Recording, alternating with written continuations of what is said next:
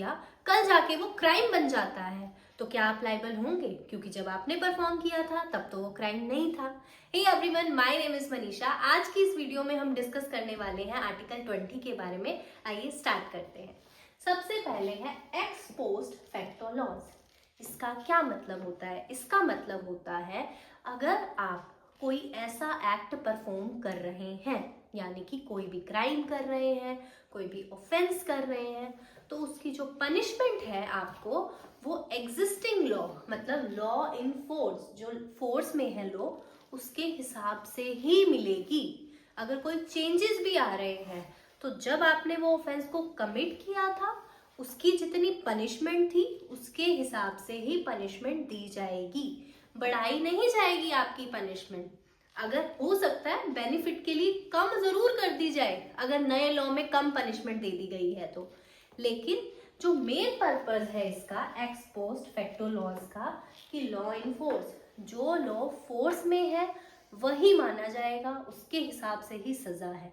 Suppose जो आपने act perform किया है वो कानून में है ही नहीं, उसकी कोई सजा है ही नहीं, तो आप लाइबल नहीं होंगे, चाहे कल को जाके वो क्राइम बन जाता है। अगर ऐसा ना होता तो कोई भी बोलता, मतलब गवर्नमेंट लॉ बनाती और उसके हिसाब से आपको पास्ट के एक्ट के लिए पनिश कर दिया जाता। इसको प्रोटेक्ट करने के लिए ही आर्टिकल 20 में ये क्लोज डाला गया है, ताकि ऐसे ही किसी को उठा के ये ना कह दिया जाए कि हाँ तुमने कल ये एक्ट परफॉर्म किया था ना और आज वो क्राइम है तो तुम्हारी लाइबिलिटी है। ठीक है जी, आगे बढ़ते हैं। डबल जैपर्डी। डबल जैपर्डी का मतलब होता है किसी को दो बार पनिश करना, सेम ऑफेंस के लिए दोबारा पनिश करना।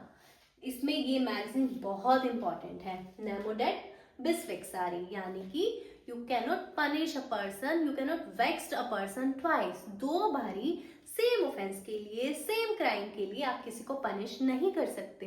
लेकिन इसमें ना कुछ कंडीशंस हैं, जैसे कि प्रोसिक्यूशन हुआ हो, प्रॉपर तरीके से कोर्ट ने जजमेंट दिया है, ट्रायल चला है आपका, तो उसके बाद ये अप्लाई होगा। अगर कोई डिपार्टमेंटल इंक्वायरी हुई है या फिर कोई एडमिनिस्ट्रेटिव एक्शन लिया गया है तो आप ये प्ली नहीं ले सकते कि भाई मेरा तो पहले से ही ट्रायल हो गया, मेरे को तो पहले ही जजमेंट आ गई है कि हाँ मेरा ऑलरेडी ट्रायल कंप्लीट हो चुका है। तो उस सिचुएशन में आप ये नहीं क्लेम कर सकते। अदरवाइज बाकी सारी सिचुएशन जो मैंने आपको बताई, प्रोसिक्यूशन हुआ, कंप्लीट हुआ आपका ट्रायल, उन सारी सिचुएशन में और सेम ऑफेंस में हुआ, सेम क्राइम के लिए, अब पनिशमेंट अगर मिली है तो पहले उसी सेम ऑफेंस में पनिशमेंट भी मिल चुकी है, तब आप ये क्लेम कर सकते हैं। अब आगे बढ़ते हैं क्लोज 3 की तरफ। क्लोज 3 कहता है सेल्फ इंक्रिमिनेशन। सेल्फ इंक्रिमिनेशन का मतलब होता है कि आपको कोई फोर्स नहीं कर सकता कि आप खुद जाओ और खुद के खिलाफ गवाही दो। जैसे वो Selvi versus state of Karnataka का जो केस आया था उसमें भी ये कोर्ट ने बोला था कि ये अनकॉन्स्टिट्यूशनल है अगर आप किसी को फोर्स करते हो कि वो खुद के खिलाफ गवाही दे। तो देख लेते हैं, we cannot compel an accused to be witness against himself, यानी कि आप किसी को फोर्स नहीं कर सकते। यही जो मैंने आपको पहले बताया, ये बहुत छोटा सा आर्टिकल है बट इसकी डेप्थ को अगर हम समझे तो ये एक बहुत बड़ा है, इम्पैक्ट डालता है ह्यूमन बीइंग की लाइफ के ऊपर।